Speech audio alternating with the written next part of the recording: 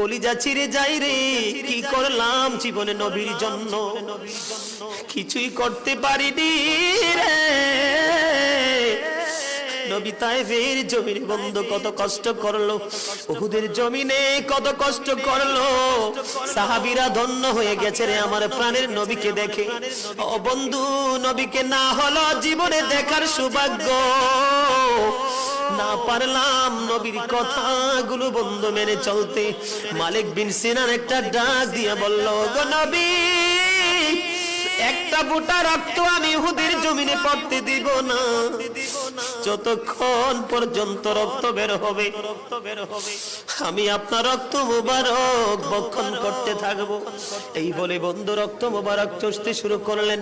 রক্ত মুবারক চুষতে চুষতে শেষ রক্তের ফোঁটা যখন চুষা হলো রে, আমার নবী গোটা পৃথিবীকে একটা ডাক দিয়ে বলল, রে পৃথিবীর আমার উম্মত, তোমরা সবাই শুনে রাখো, দুনিয়ায় যদি জান্নাতি কোনো মানুষ দেখতে চাও রে, তাহলে মালিক বিন সিনানকে তোমরা দেখে না।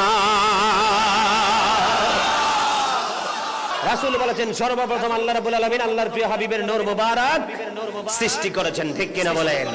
রাসূলও জানিয়ে দিয়েছেন, I am from the light of Allah and every